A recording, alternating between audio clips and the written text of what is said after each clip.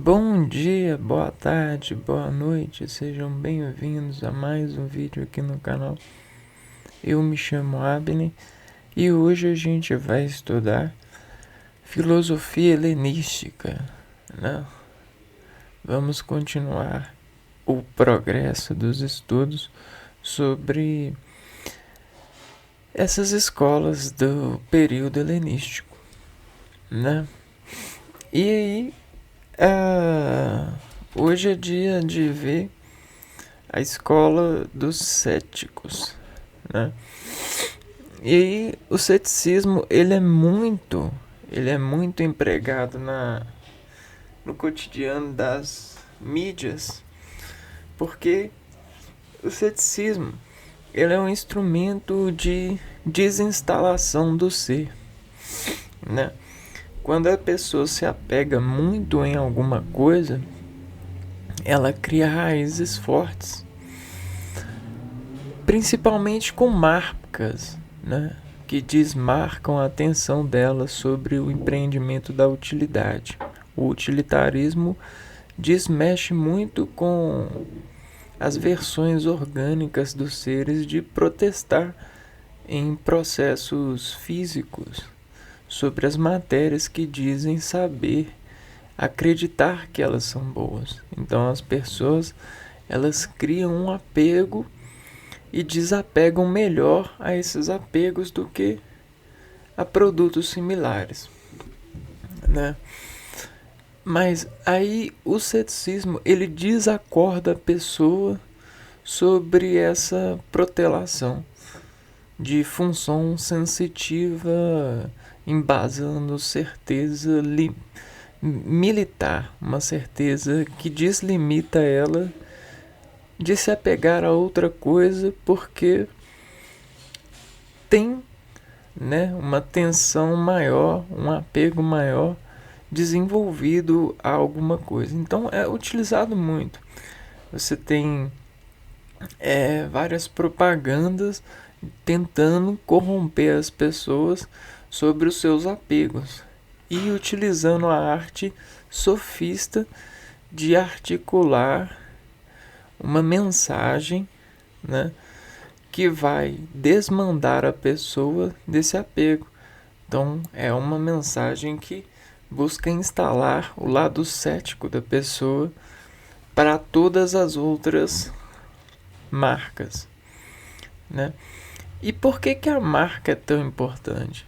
Porque a marca ela desenvolve um efeito coligativo na pessoa, que ela desassalta ela mesma como se ela tivesse suspendido um poder por desmarcar-se sobre aquilo, né? Então tem esse parâmetro, esse paradeiro que coloca as pessoas em um regimento superior, né? Você tem esse lado de inscrição sobre as coisas que a gente às vezes acaba subliminando essa essa realidade que a gente participa nessa curadoria de nos registrar sobre as atenções que a gente precisa de dar aos meios que a gente busca conforto, né? Você sempre constrói um ninho aonde você está. Isso sempre dentro da física, da biologia, da química e de todas as matérias científicas, você desalerta-se criando uma roda, uma geometria que te deixa, que te coloca em conforto, que te coloca em ninho, que te diz a suaviza estar. Bom, mas então, como a gente é dinâmico nesses processos, até porque o intemperismo ele acontece na atmosfera em graus muito adversativos,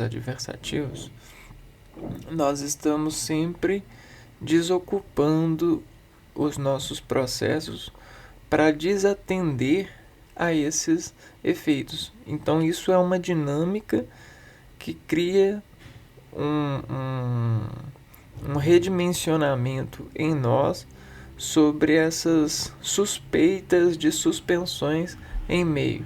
E tudo que corrobora para ser da nossa participação efeito, a gente desatenta saber atenciosamente por qual motivo e caráter isso tem descausado uma certa conexão, uma certa suspeita nessa realização.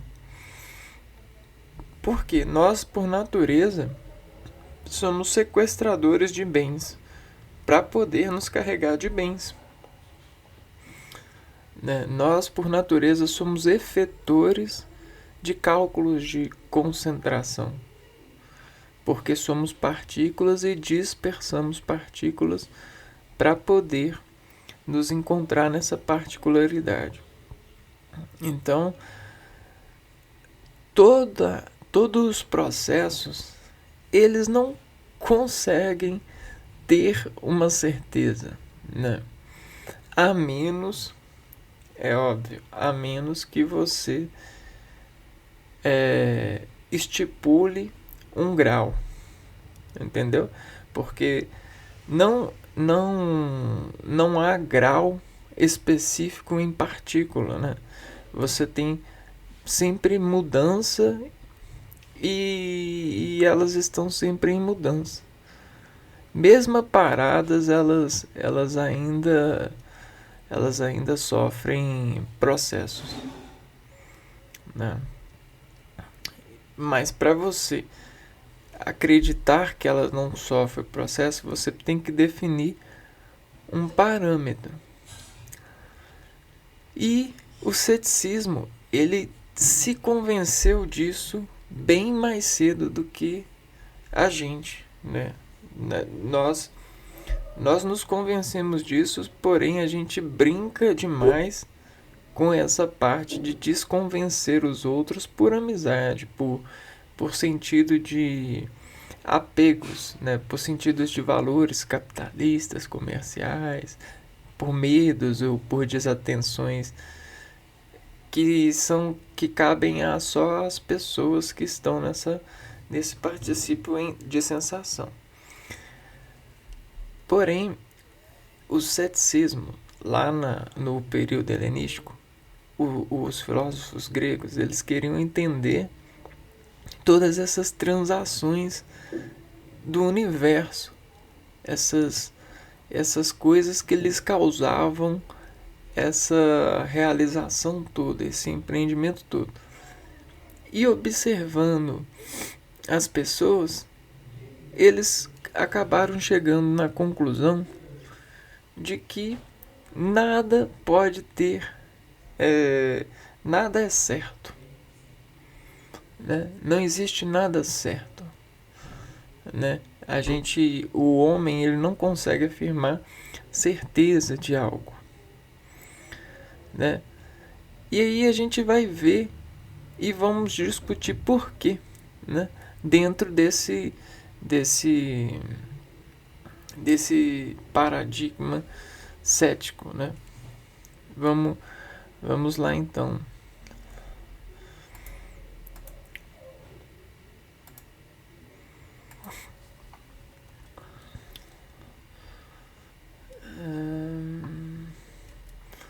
Bom, então a primeira coisa que eu quero colocar na atenção da gente é esse piloto aqui, ó, dentro dessa cabine. Veja o tanto de controle que ele tem e mesmo assim, mesmo com toda essa sofisticação aqui, ó, todo esse desempreendimento, veja só o estado da natureza desse ser.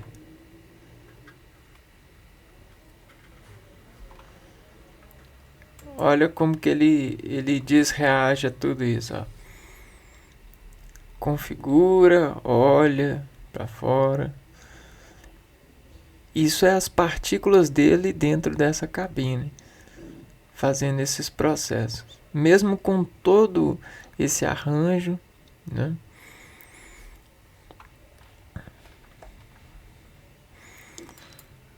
Olha ali. Ele ainda está checando. Manivela para cima, né? Se colocando no lugar. Veja só, nos dias atuais, cheio de sofisticação. Então, aqui no vídeo ele passa um período bem longo checando até ligar os motores.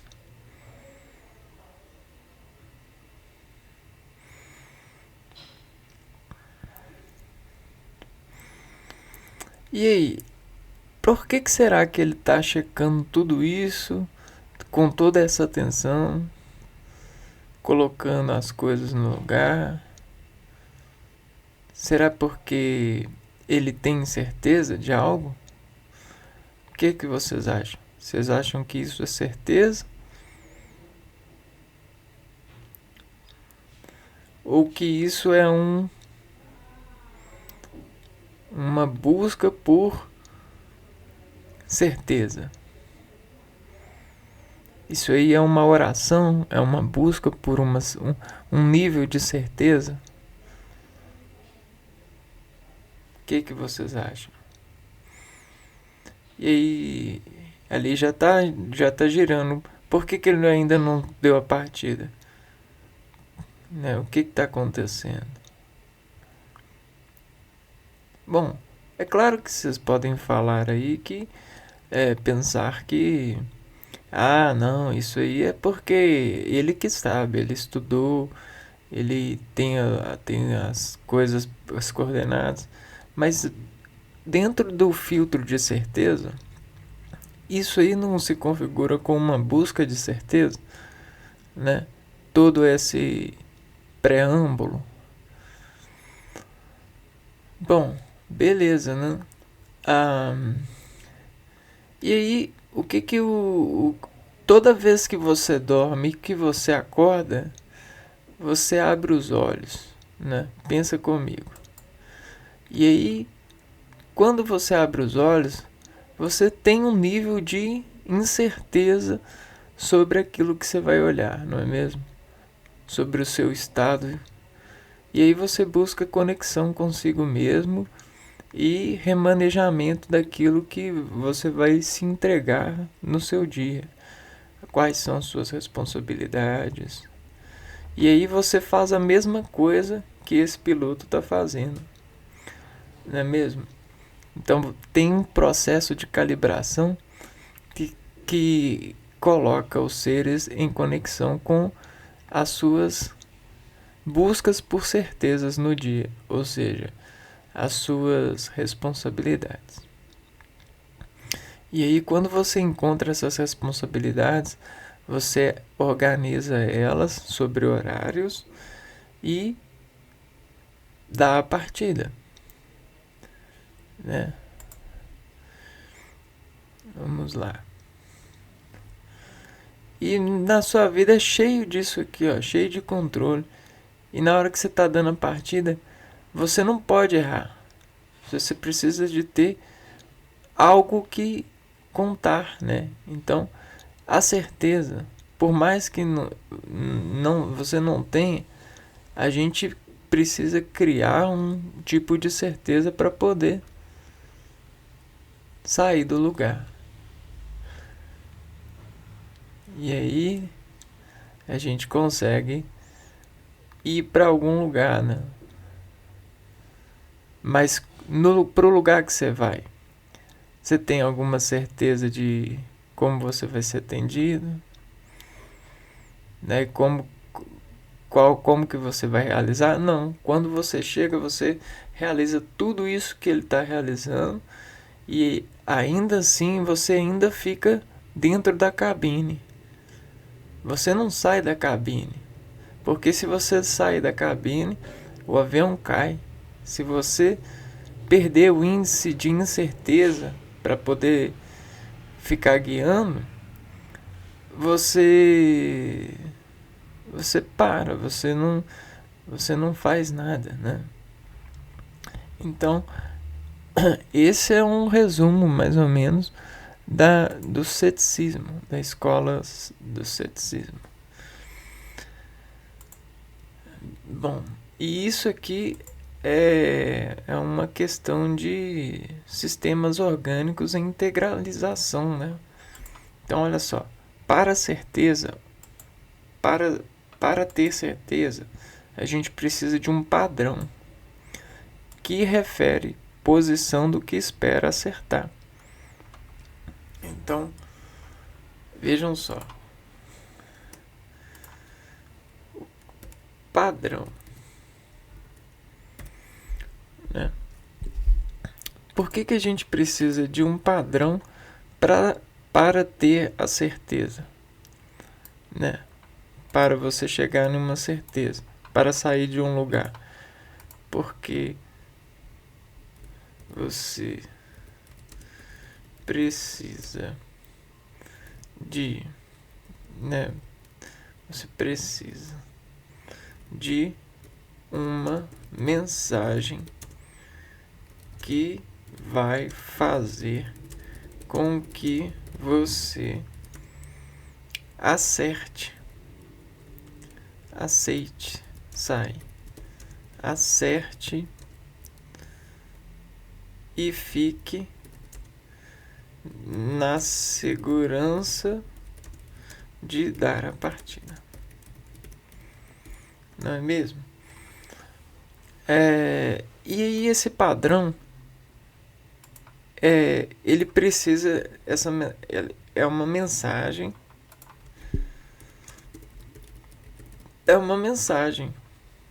e essa mensagem geralmente é a reação. Ela chega como uma reação, né? Só que toda mensagem ela precisa ser detectada, né? Então você precisa de um bom detector para a mensagem. Mas além do detector, você precisa de processar a mensagem. Porque se você não processar a mensagem, você não vai conseguir medir o nível de reação que ela pede para você. Então, sempre a mensagem ela pede um nível de reação. E aí esse nível ele está temático por padrão de operação lógica. Esse padrão de operação lógica, ele é o que ele vai guiar a sua operação fisiológica para bioquimicamente entregar reação que vai gerar reação que gera uma resposta com a mesma toda mensagem detectada dentro do mesmo tema, com o mesmo tema, exposta dentro do mesmo tema. Por quê? Porque a gente sabe que tudo é uma energia, né? Toda ação ela tem uma reação. Só que uma reação processada, ela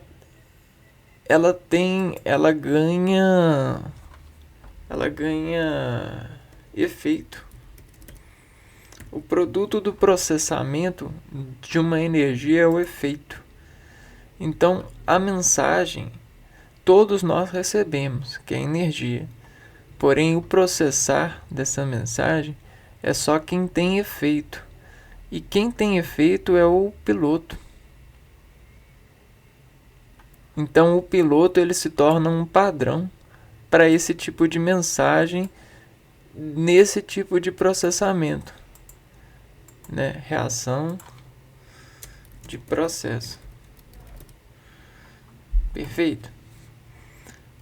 E aí, o ceticismo, ele desavisa a necessidade de padrões. Mas mesmo com padrões, a gente ainda a gente continua com índice de incertezas. Então vamos aqui, ó.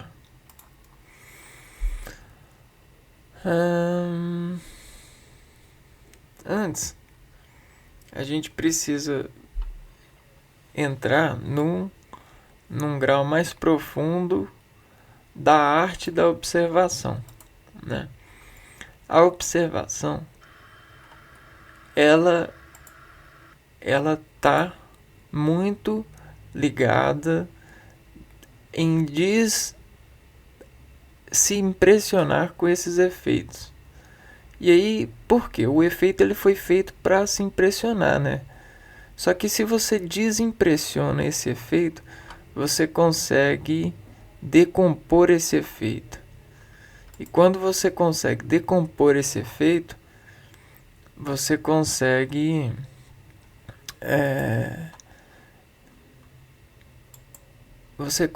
descrever esse efeito.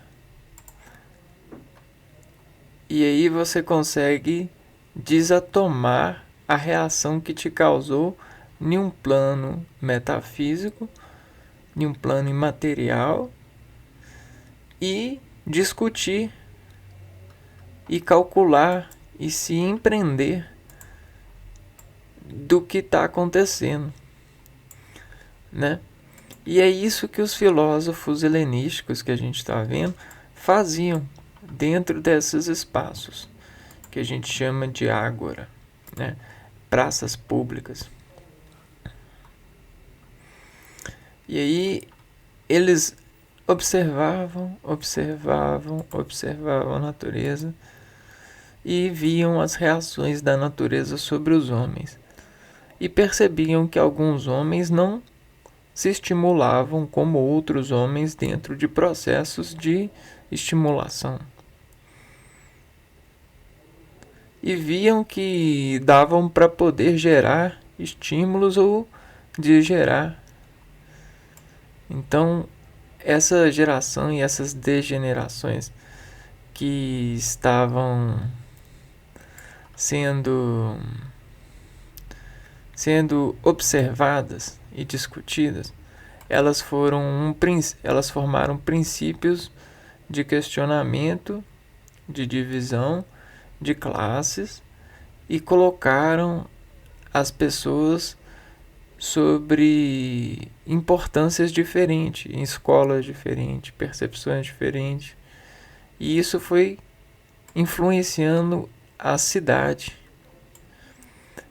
Essa cidade, a Grécia, ela tem muita influência de tudo que a gente é hoje, né? Você tem todo o questionamento, principalmente desse sistema político, do sistema religioso, do sistema social, banhado por influências desse período, né? Então você tem aqui, ó, influência é a ação de um agente físico sobre alguém ou alguma coisa, suscitando-lhe modificações, né? Então o próprio exemplo que eu falei que é muito atual no sentido comercial, de fazer propagandas e desinstalar as pessoas sobre a influência que elas têm de certas marcas, levando elas a acreditar no lado cético, é algo que é de influência. A influência é uma reação que fica desassombrando a pessoa sobre a capitalização que ela tinha. Então ela suspende o apego e aí dentro dessa suspensão ela começa a enxergar a sombra de uma ação de influência. E essa influência pode ser esse lado cético que tenta desinstalar o apego da pessoa sobre algo.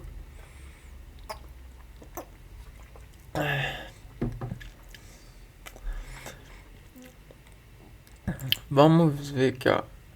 Além da mitologia e arte, os gregos também criaram a filosofia, a democracia e os Jogos Olímpicos. Trouxeram avanços na arquitetura, escultura, pintura e no teatro.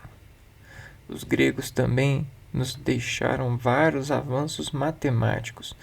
Portanto, é possível visualizar que ainda hoje a influência grega em nossa sociedade é enorme.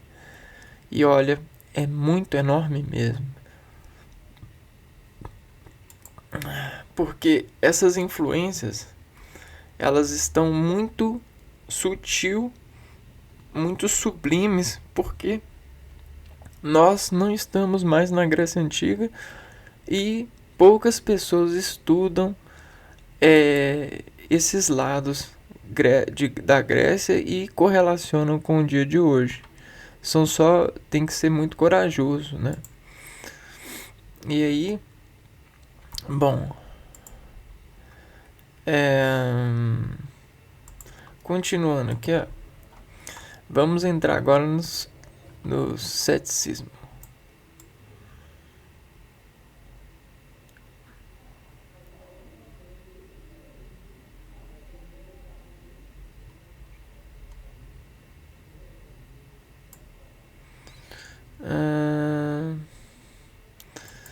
Caraca.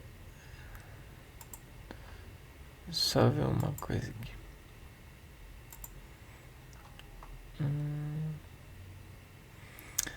Playlist.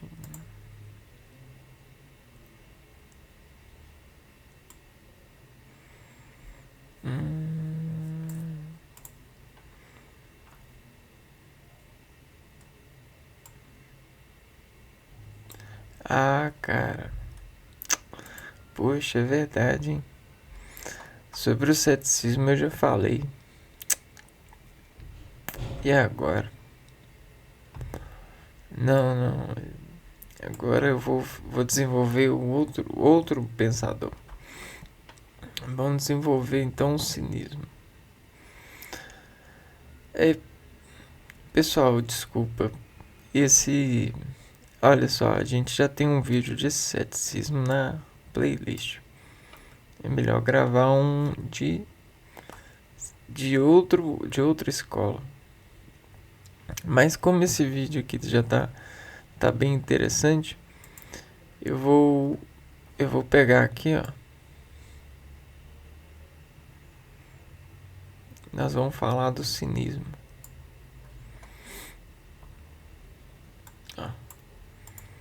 Cinismo.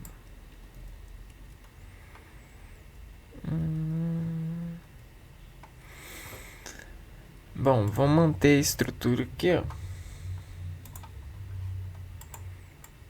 Cinismo.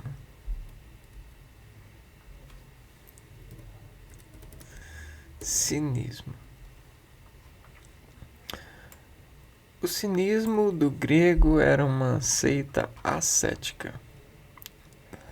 Consiste em uma prática que visa o desenvolvimento espiritual muitas vezes. Essa prática consiste na reunião ao prazer e na não satisfação de algumas necessidades primárias.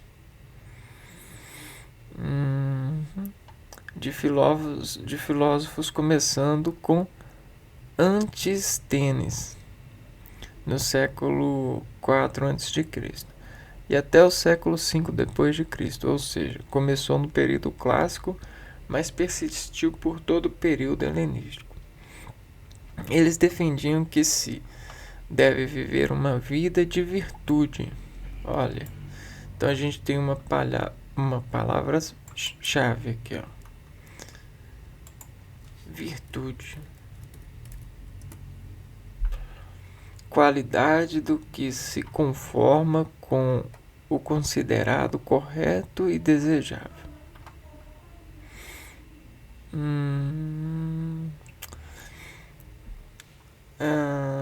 Do ponto de vista da moral, da religião, do comportamento social.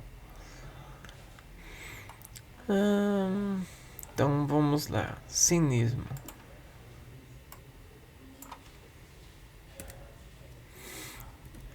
Virtude.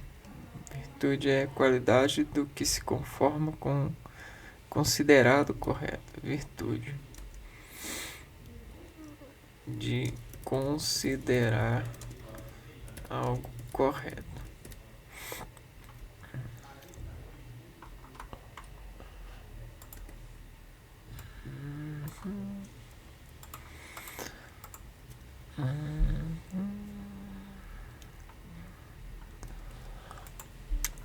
De acordo com a natureza, rejeitando todos os desejos convencionais de riqueza.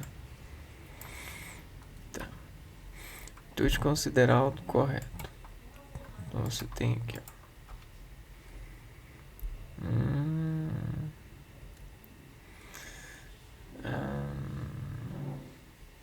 Natureza.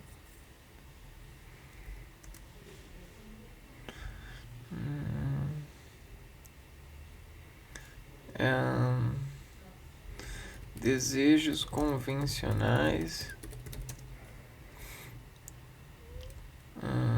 Riqueza.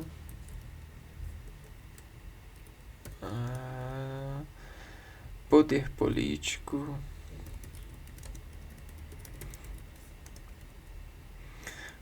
Força ou fama. E viver uma vida livre de posses. Força, fama. Viver uma vida livre de posses.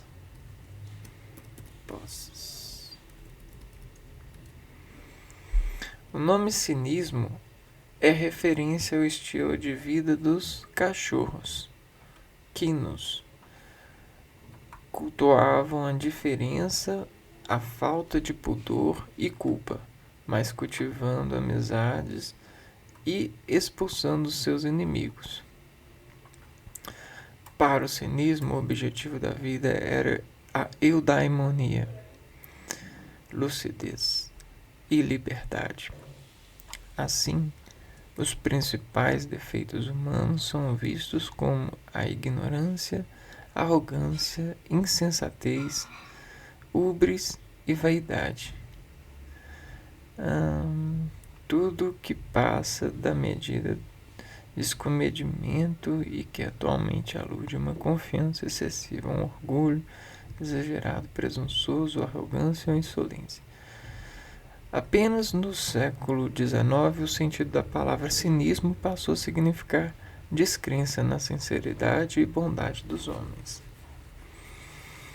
Então vamos pensar agora sobre o cinismo.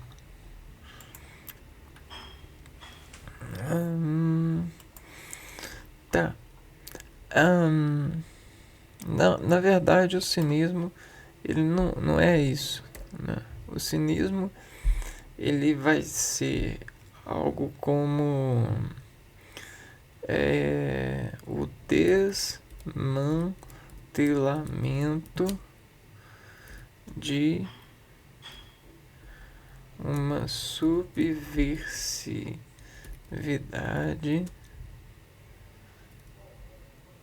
do lado da moral, desmantelamento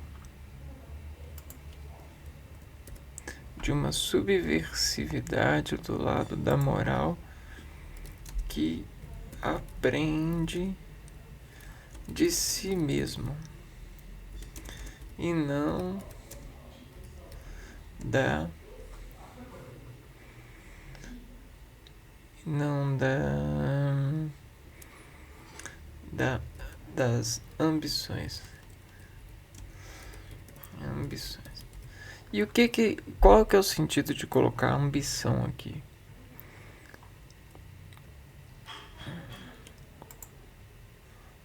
Ó, essa ambição aqui, ela vai ser para nós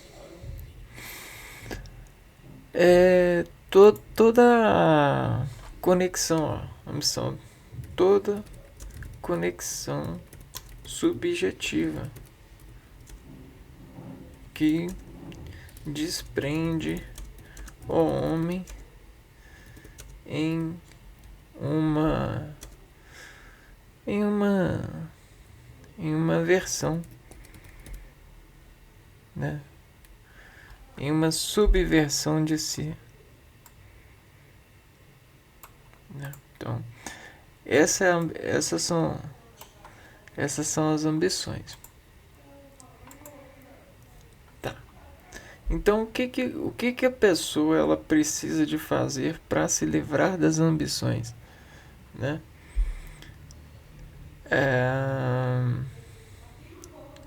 Vamos lá aqui, ó.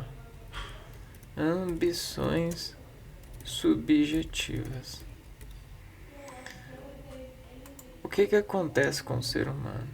O ser humano, ele olha, ele observa, né? Ele observa muito o comportamento dos outros, porém, nesse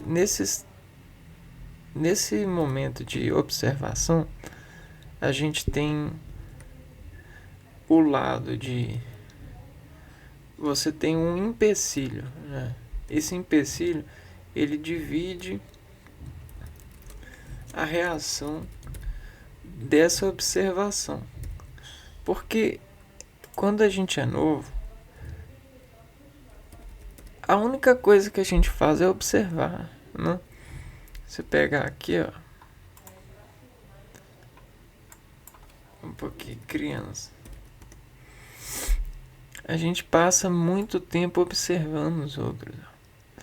Um pouquinho neném, não, bebê, né? Olha só, nós passamos muito tempo da vida observando e tentando imitar comportamentos. Só que a estratégia de a gente imita por impulso de medo, né? A gente vê essa cara aqui, esse comportamento, a gente pulsa. A gente tem a mãe torcendo pra gente imitar e imitar, né? Ser um espelho pro outro.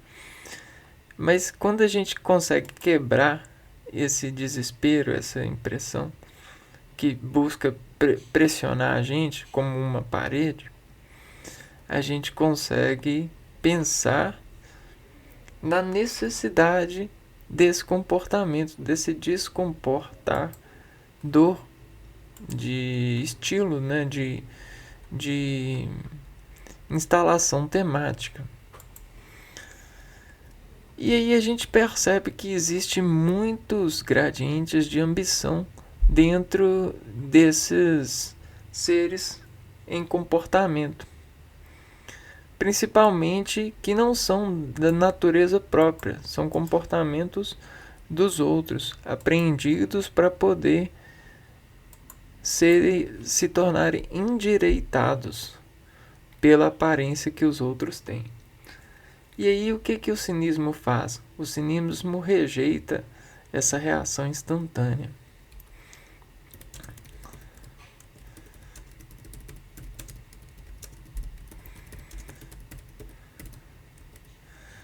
Ele rejeita por quê? Porque ele não acredita que isso é necessário. Que isso é a natureza dele, né? Que a natureza dele, ela pode ser outra coisa. como o cachorro acordando para a vida e percebendo que ele não deve ser um ser humano, que ele deve ser um cachorro para ele poder ser feliz. E enquanto ele estiver tentando imitar o comportamento do seu dono, ele não vai conseguir ser feliz, porque ele nasceu para ser um cachorro. E as pessoas, elas nasceram para ser aquilo que elas são. Porém, a gente vive numa sociedade hoje cheia de subjetivações, porque as pessoas elas querem crescer rápida na vida e às vezes querem montar no ombro de gigantes ou querem imitar os gigantes que elas acreditam que eles são, né? A partir das ambições que elas dizem a tomada desse vetor de empecilho. E isso não é a natureza do ser, como a gente falou. Isso não é a natureza do cachorro, isso não é a natureza do homem. A natureza do homem, ela consegue ser adversativa no sentido das ambições, só que a pessoa ela precisa de negar a ambição, principalmente a ambição dos desejos convencionais, por exemplo, da riqueza. E aí é isso que os filósofos observavam nos seres, tentando comparar os seres que tinham esse comportamento sobre os seres que não tinham, ou como eles seriam se eles não tivessem. E aí, olha só, desejos convencionais, poder político, força, fama, poses, tudo isso são servidores para públicos, né? Você tem essa qualidade de ser um servidor para o público, fazer a subjetividade, né? Mas se você quer ser isso, quer dizer que você já viu alguém você já foi um ambicioso subjetivando, subjetivo, né? Criando um objetivo naquilo que o outro tinha, não é mesmo? Não dá para fugir, né?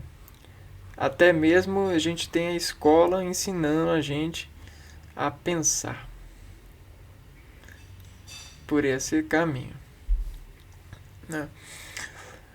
Bom, vamos ver aqui.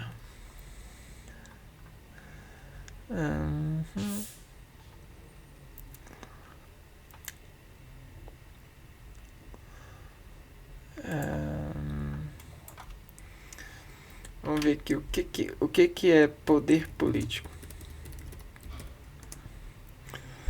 O conceito de poder político está relacionado com as disputas políticas inseridas nas instituições e na convivência diária dos indivíduos de uma sociedade. Disputas políticas inseridas nas instituições e nas convivências.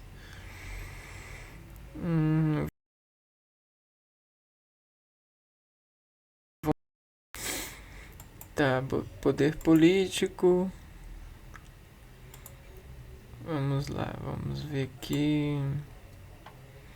Uma outra característica. Força, fama. Vamos ver aqui, ó. Força. Força é uma grandeza física vetorial capaz de modificar a direção, o sentido e a velocidade dos corpos, retirar do repouso e ocasionar deformações neles. Força, fama.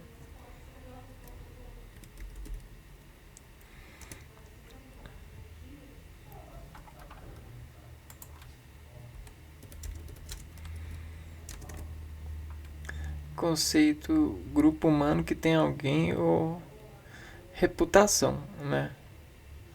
Uma reputação, notícia. E aí posses é posses de riqueza, né? Posses. Tá.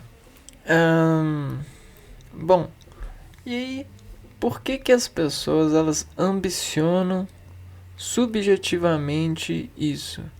Essas coisas convencionais? É uma pergunta que eles se faziam. Por quê? Elas são movidas pela aparência. E por que que a aparência move elas? Porque a aparência dá uma subjetivada de força, né? Parece que elas são fortes porque as pessoas veem elas diferentes. Parece que elas se tornam mais famosas e parece que elas, com mais posses, elas se tornam mais aparentes. E aí a gente tem aquela questão de desejo nascendo. Será que esse desejo aqui, ele é seguro? Ele é bom? Até que ponto esse desejo, ser desejado, é bom, né?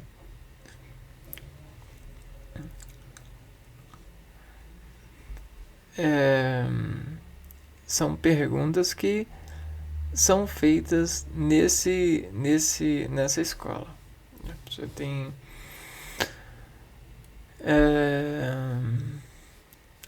até que ponto isso é bom? Vamos ver aqui mais alguma coisa. Poder político. Vamos lá. Características do cinismo. Cinismo é uma corrente filosófica que pregava o total desprezo pelos bens materiais e o prazer. Então, se alguém vai gostar de mim, é pelo que eu sou e pela minha potência de que eu posso ser de gosto ou pelo aquilo que eu posso dar para ela gostar.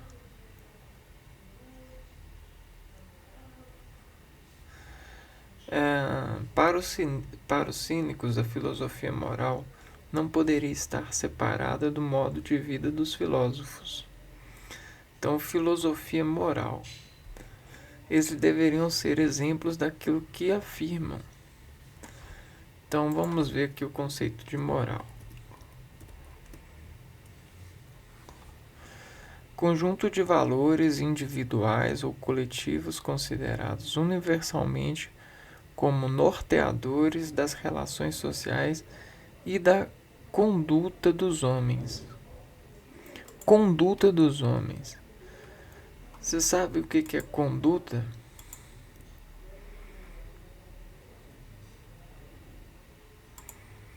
Vamos lá.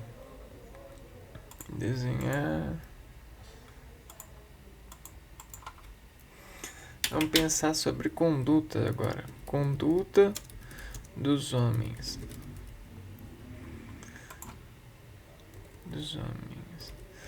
A conduta dos homens é algo que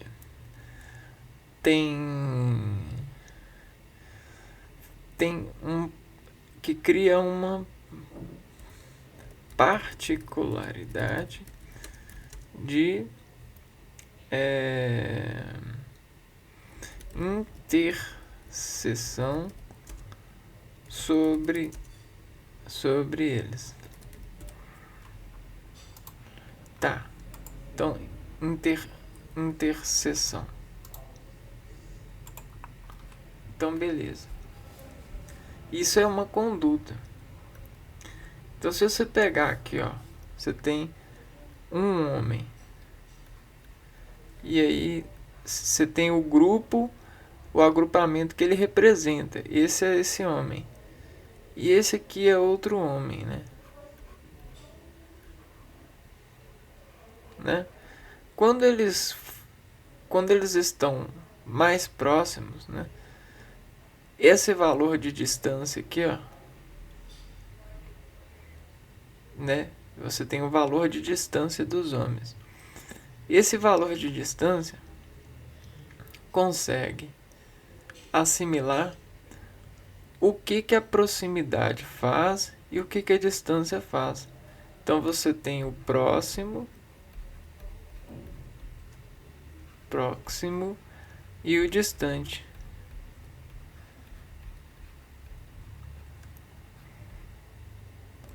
Isso da natureza desses seres. E aí imagina os filósofos olhando para isso aqui, cara.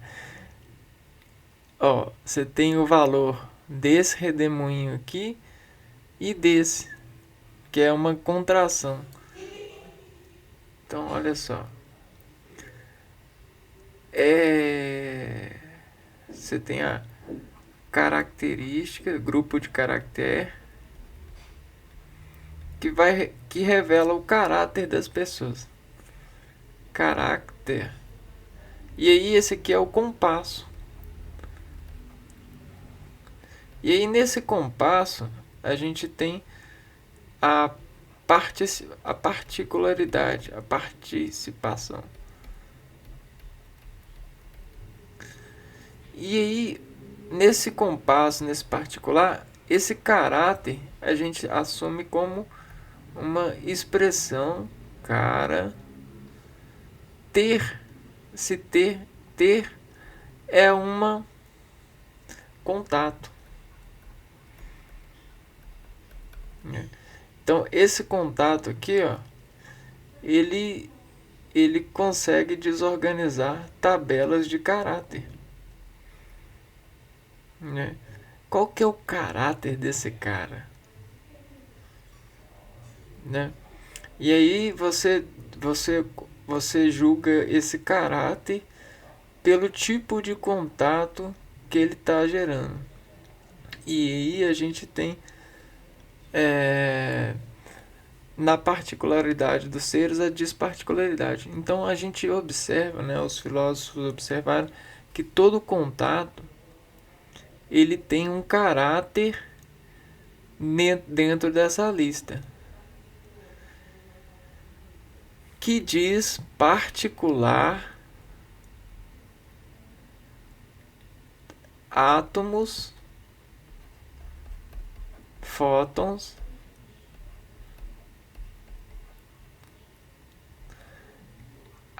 ações que são organizadas. Você soma e aí você tem a organização sistemática. Não, a organização somática, da disparticularidade,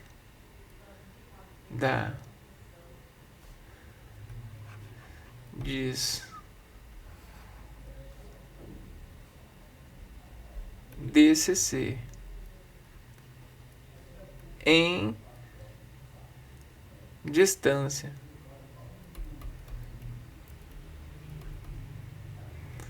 De um ser. E aí, sabe a questão advocativa, a questão sofista? Ela nasce desse empreendimento dessa escola. Você começa a absorver os homens no humanismo, e aí você começa a perceber que o homem ele é mais condutível para aqueles que possuem mais prótons para gerar caráter para eles. Entendeu? Então as pessoas, essa escola, olha só, ela foi a fonte do empreendimento desses amigos de dependência subliminares. E aí, quando eles estão próximos, você tem um caráter. Quando eles estão distantes, você tem outro caráter. E observando isso, eles disseram assim mesmo: precisamos instalar uma contraparticularidade desse evocativo aqui, ó, de estar junto em função de obter, né, essa a gente precisa de desavisar essa conexão aqui, ó. E como que a gente faz isso?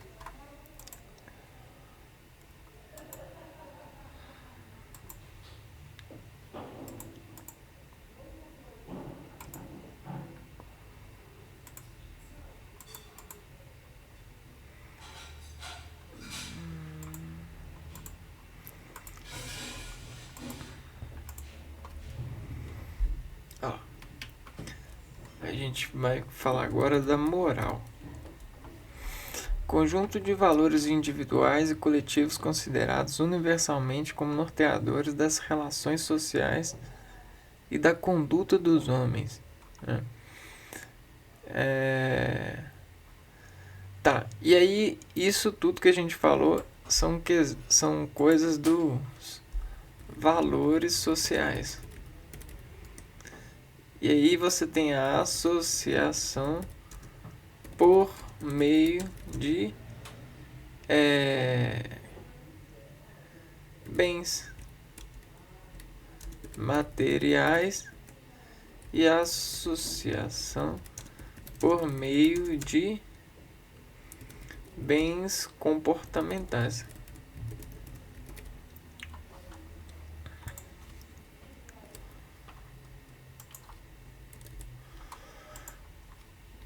Porque se é esse conjunto de coisas que faz o homem perder sua moral,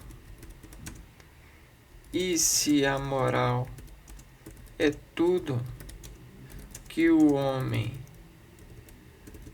pode ser na relevância de ser algo único,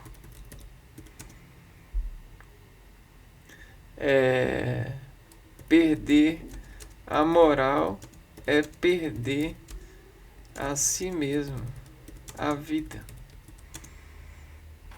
né? A sua dignidade. A dignidade. E aí a questão é, vale a pena perder a dignidade, perder o sabor das coisas para poder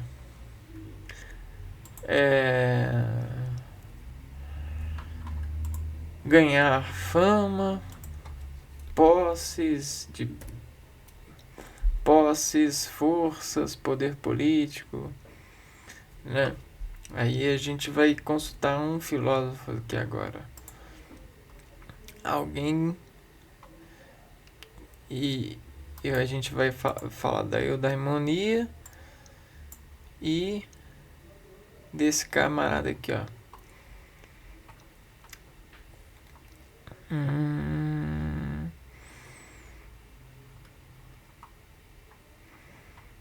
Cadê o camarada?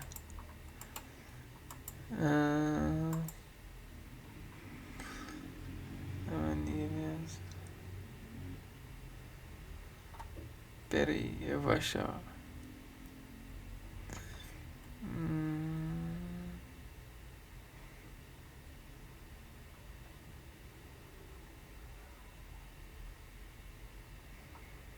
Livre de passo, não se me oferece estilo de vida do cachorro. Quinos.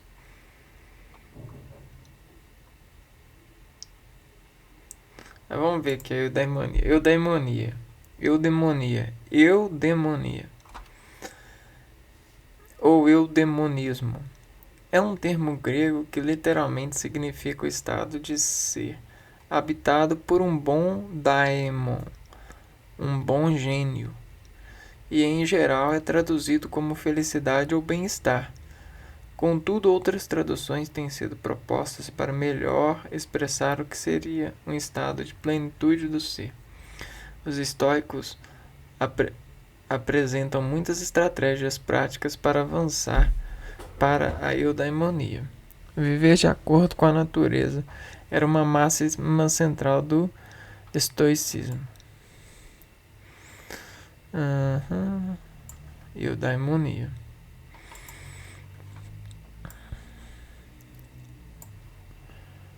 Ó, esse camarada aqui, ó.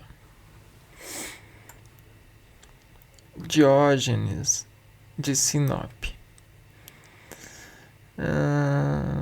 Cínico. Diógenes o Cínico. Filósofo da Grécia Antiga.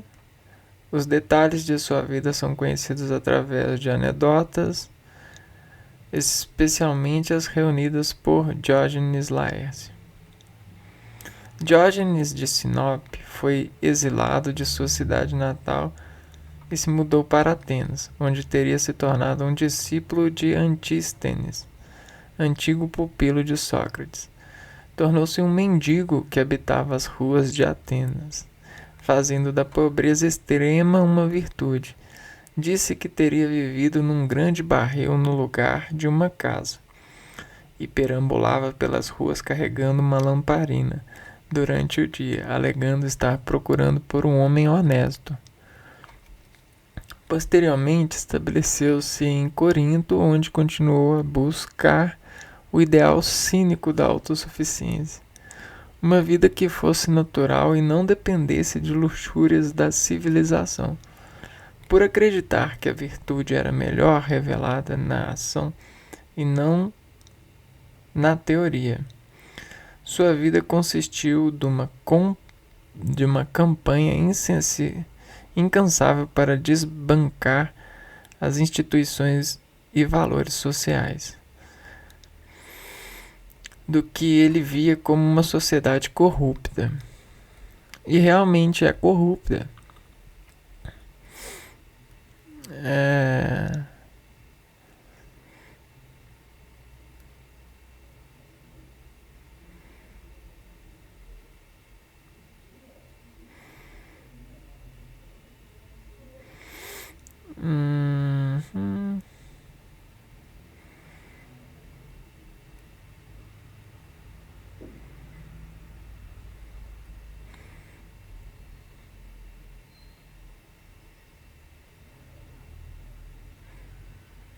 Aqui, ó. Igualmente famosa a sua história com Alexandre o Grande, que ao encontrá-lo, ter-lhe perguntado o que poderia fazer por ele. Acontece que, devido à posição em que se encontrava, Alexandre fazia-lhe sombra. Diógenes, então, olhando para Alexandre, disse: Não me tires o que não me podes dar. Variante, deixa-me ao meu sol. Essa resposta impressionou vivamente Alexandre, que na volta, ouvindo seus oficiais zombarem de Diógenes, disse: se eu não fosse Alexandre, queria ser o Diógenes. Essa história aqui, ela me pegou quando eu escutei a primeira vez.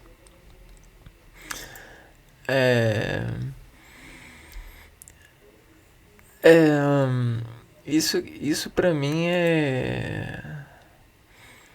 Isso pra mim é muita coisa. É muita coisa o cara, né, pedir pro poder maior, né, na época, arredar. Enquanto o poder maior oferecia os bens, ele pedia para arredar, porque não, ele estava fazendo sombra nele. E assim,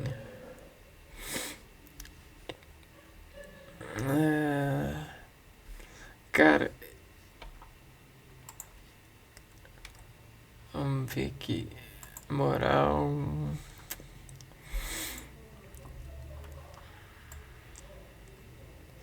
A temática do cão, obra. Viu? O Diógenes, ele tem muita coisa sobre ele.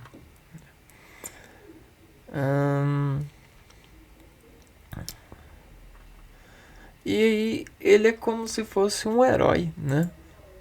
Você sabe o herói? O herói é aquele herói que ele virou objeto de massa. Os filósofos, eles tentavam mostrar para as pessoas aquilo que elas não viam, porque elas ficavam ocupadas demais tentando responder às pessoas por impulso, né? E aí o herói, ele desimpulsiona esse impulso, né? Você tem os seres, geralmente os seres, eles são presos,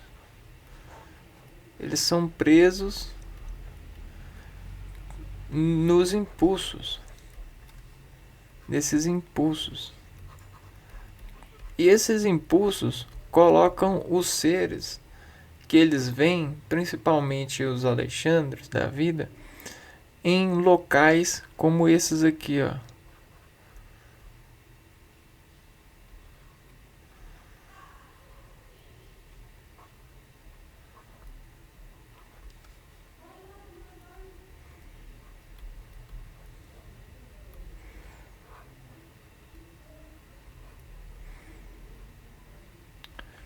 Sabe?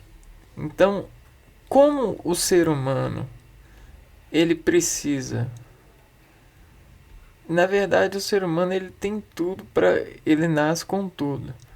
Porém, o lado da sociedade tira dele. Então a sociedade, ela fala assim, ó, regra social. Regra. Aí tem a regra aqui, né?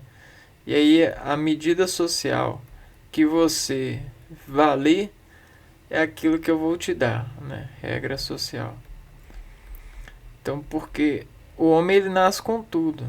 Só que esse lado social diz a regra aquilo que ele vai poder ter. E aí esse lado social é a coisa que os heróis, como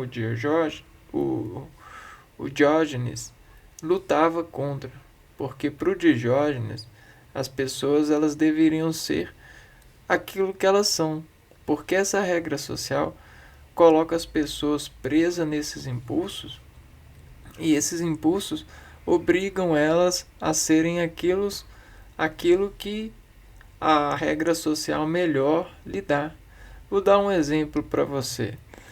A própria faculdade que a gente entra, ela tem um sistema de regra social, que é o Enem, né? Se você não tira uma nota suficiente no Enem, a regra social ela não te deixa passar. E aí as pessoas elas ficam durante 1 ano da sua vida, 2 anos, presas no impulso de fazer o pré-vestibular, né, e de conseguir a vitória, que é esse aqui, ó. Só que isso aqui geralmente não é o que eles querem. Eles querem isso pelo impulso que está dentro dessa regra social e que todos são obrigados a querer. E aí, quando elas conseguirem isso, será que elas vão ser felizes? E será que elas vão conseguir? Né? E aí o herói, o Diógenes, ele tenta avisar a população, ó, isso não vale a pena, né? Isso é o vilão da sua vida, né? Seja como você realmente é. Tenha moral em primeiro lugar, porque aí você vai encontrar aonde mora a sua felicidade, né?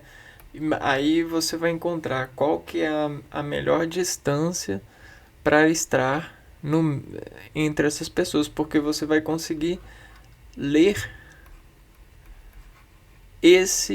essa interseção que você não lê, você funciona por impulso, né? Quando você começa a ler isso daqui, ó, você começa a coordenar esse parâmetro aqui, ó. E essa coordenação vai te levar a um caráter superior. Um caráter que vai te deixar dizer para o Alexandre te sair da sua frente, né? Não me prometa aquilo que você não pode me dar. Aquilo que eu não posso contar com você. Então, esse é o caráter. Porque promessa deixa as pessoas em um estado cínico. Né? Vamos pegar aqui. Quando as pessoas elas estão sobre promessas, elas ficam assim, ó. Elas ficam com expectativa. A forma correta da escrita. A palavra expectativa.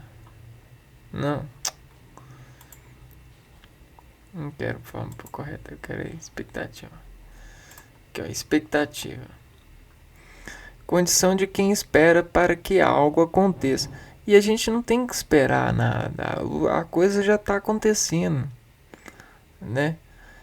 Mas quando a gente vive nessa regra social, ela manda a gente sempre suspeitar que não está acontecendo, né? Que a nossa vida só vai acontecer quando a gente conseguir chegar nessa realidade aqui, ó, que não vai ser nunca, né? O que eu ia mostrar mesmo? Expectativa. Aqui, ó, cinismo. Não, vamos ver a imagem do cínico.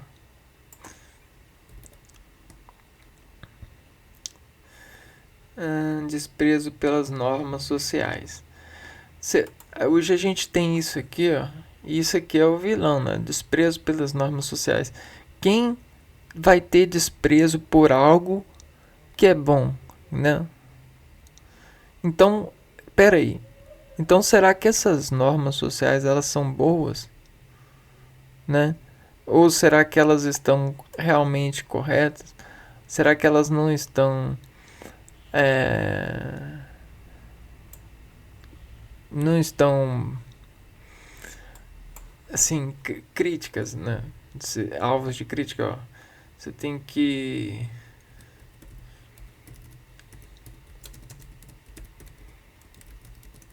ver aqui, ó. Então a gente tem mais ou menos essas questões aqui, ó. Você tem o lado da expectativa e o lado da realidade. Então, tem muito disso aqui na natureza e muita propaganda, né? Vamos pegar aqui, ó. Propagandas. Olha só, a gente tem variações de propagandas. Todas elas com dados subliminares que desfazem você se apegar por um sentido imagético, né? E aí você de repente perde a moral e e acredita que isso aqui tem moral sobre você por conta desse apego imagético. E aí se você desenvolve um cinismo, você começa a pensar assim: não, mas essa não é a minha natureza, né? A minha natureza não é essa. Por que eu vou desenvolver isso? Por que isso tem que ser fértil a mim, né? Qual que é a distância que eu tenho que manter disso para mim recuperar o meu valor? E aí sim você vai conseguir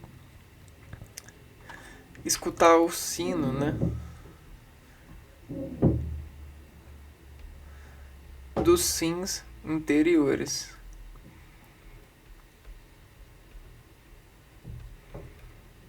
interior. E aí você vai começar a enxergar melhor interior.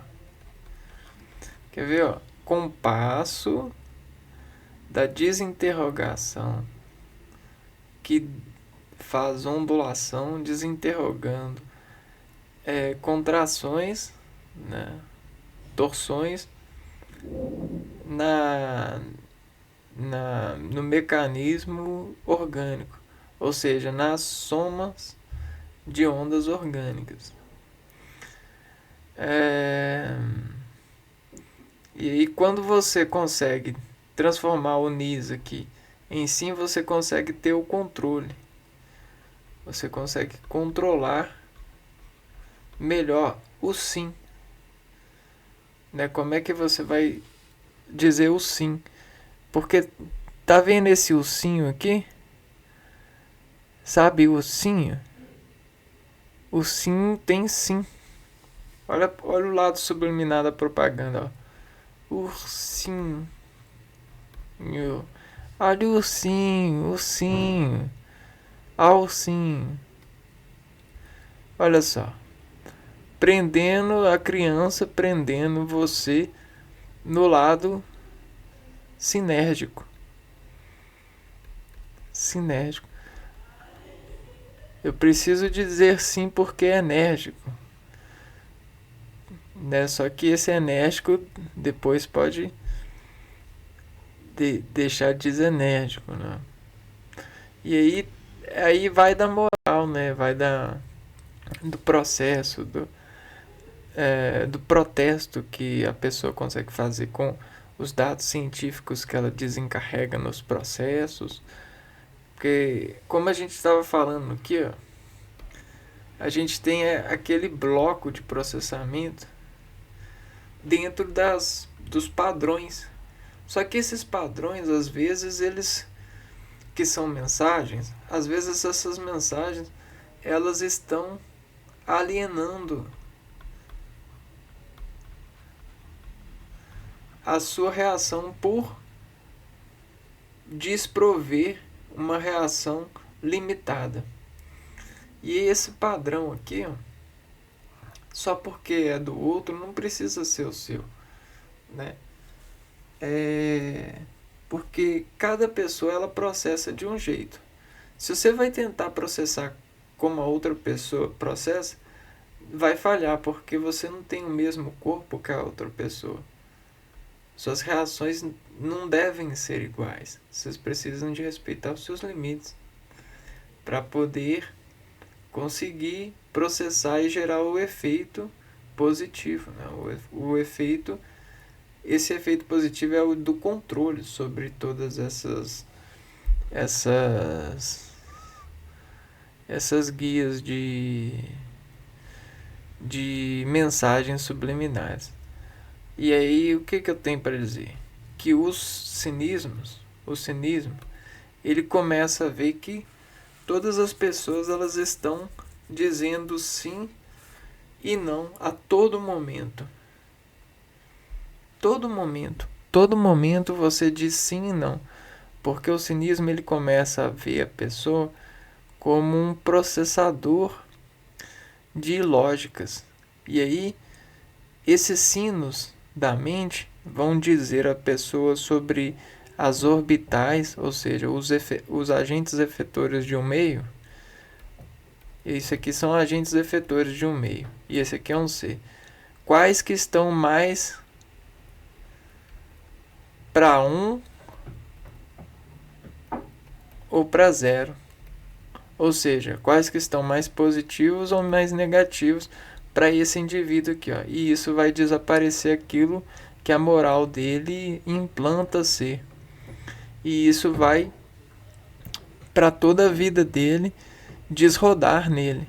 Porque esse é o caráter do processamento que desassegura visão de empreendimento desse ser.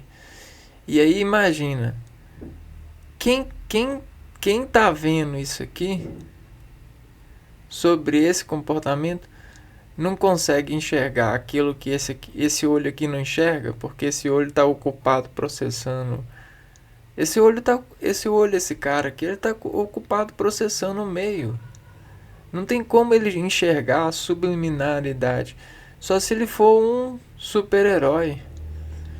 Ou um cínico. Ou treinar o cinismo para as coisas.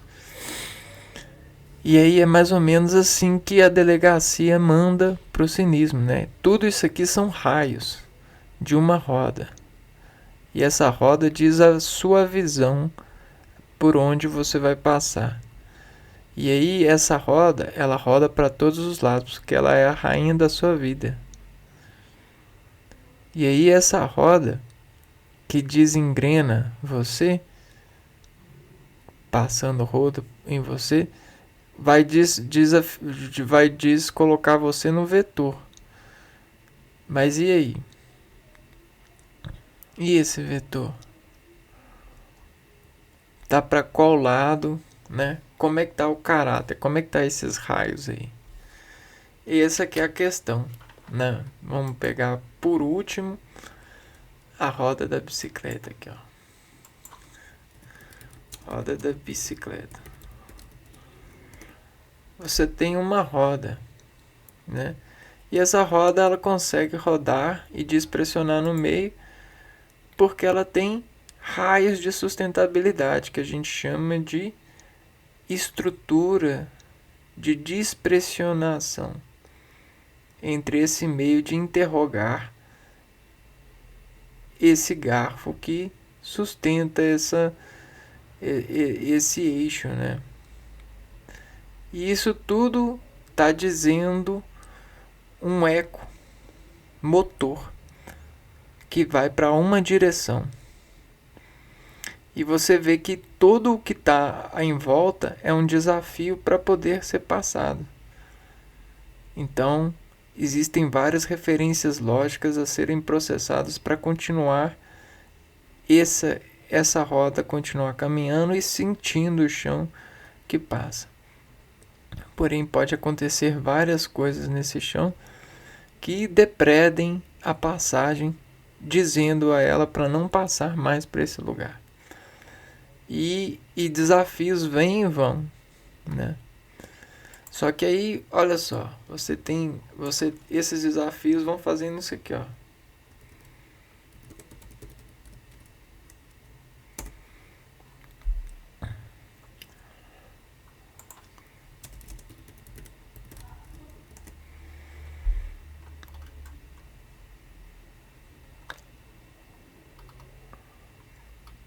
Vamos ver aqui se a gente acha um.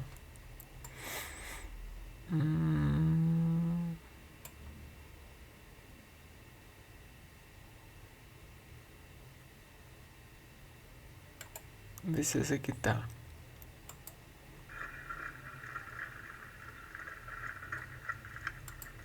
Não tá não. Vamos ver aqui, ó. Roda empenada. Empenada de bicicleta.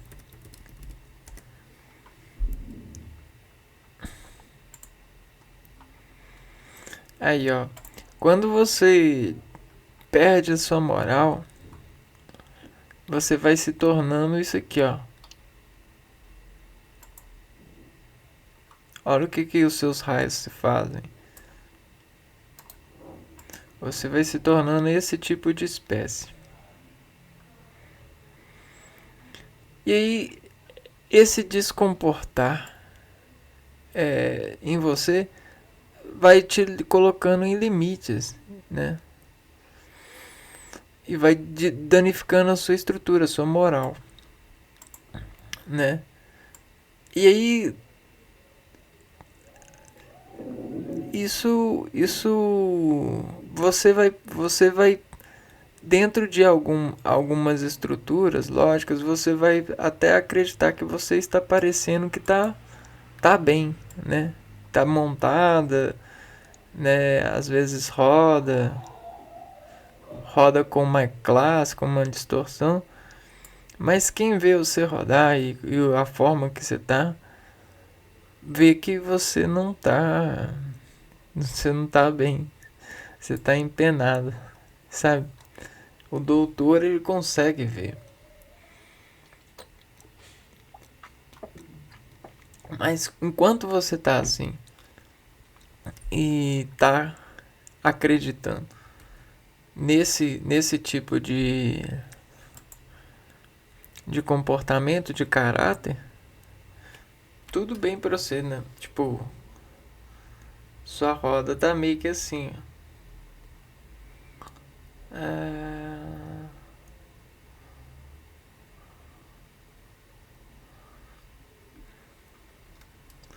E isso, agora colocando em organismo vivo, isso aqui pode ser um olho, pode ser uma parte cerebral, né? Uma parte de processamento cerebral, né? Essa roda que a gente está vendo pode ser uma porta sensitiva, né? Então, esse que está sendo a conduta dos homens hoje em dia. Tem muitos homens com portas cerebrais desempenadas. E aí as pessoas que olham sabem, só que, né, por caráter de respeitar a moral das pessoas mesmo. Às vezes a gente desveste aquilo que a gente vê. E aí você tem áreas cerebelares, você tem discursos lógicos, muitas coisas nessas gavetas aqui orgânicas dos seres, impedindo elas que elas leem a sua natureza, o seu, a sua moral, né? Olha só esses raios aqui. Elas geram impulsos na pessoa. E esses impulsos levam para elas a pessoas a lugares que às vezes não são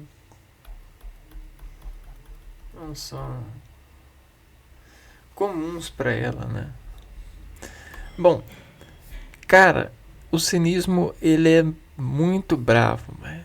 Se você pegar essas estruturas lógicas aqui, ó, e descompensar, você vai ver que essas pessoas aqui, ó, elas estavam pensando muito fora da caixinha já naquela época. Sabe aquele olhar por cima, aquele esses são os caras que desenharam todo esse sistema de perícia, né? Vamos dar só mais uma olhadinha aqui nesses camaradas aqui. E aí a gente fecha o vídeo. Olha só.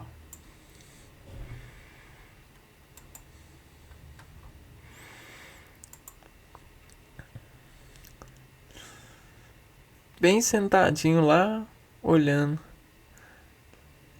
decompondo as pessoas sobre a supervisão que eles têm redigindo dessas operações, desses empreendimentos de atenção.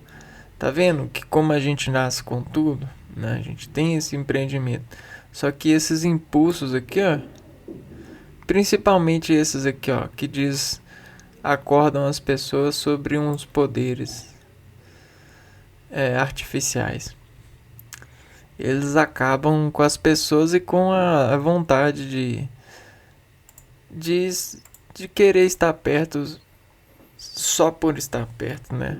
Estar perto agora precisa de dar dinheiro. E é muito feio, cara. É muito feio.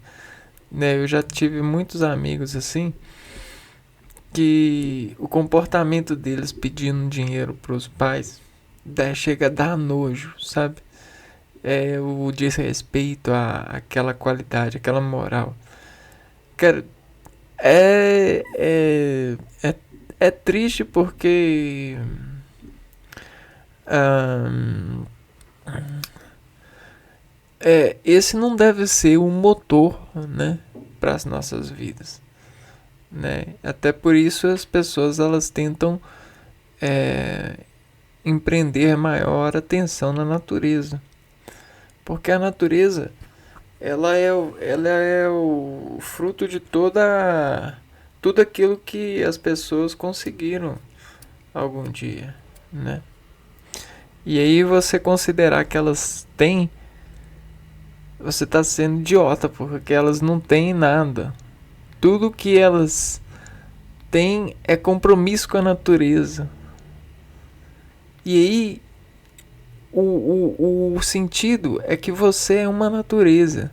O seu compromisso é com a sua natureza e com aquilo que lhe permite, né, de ser e sentir. Sentir-se um idiota não é você, não é uma moral sua, né? Por conta de né, essas coisas que a gente falou, poder político, poder fama, que mais? Poder político, fama, força, né? Pra quê? Pra agradar quem? Pra dizer a quem que você é, né? Alguém assim, né? Porque a única preocupação é geralmente é com nós. Quando as pessoas cobram da gente, a gente tem a oportunidade de ser cínico e, né, tentar redefinir essa sistemática, esse processo. Mas por que a gente não é? A gente quer receber que tipo de salário é esse que a gente quer receber, né? Você quer provar para quem que você sabe latir, né? Eis que o cinismo tenta nos ajudar. Verdadeiros heróis. Fica a dica. E então eu vou ficando por aqui. A gente começou falando sobre o ceticismo, mas eu acabei entendendo que eu já tinha falado sobre o ceticismo. E aí a gente terminou falando então do cinismo. E aí na próxima semana a gente vê uma escola literária, como é de costume. Um abraço para vocês e até o próximo vídeo. Fui.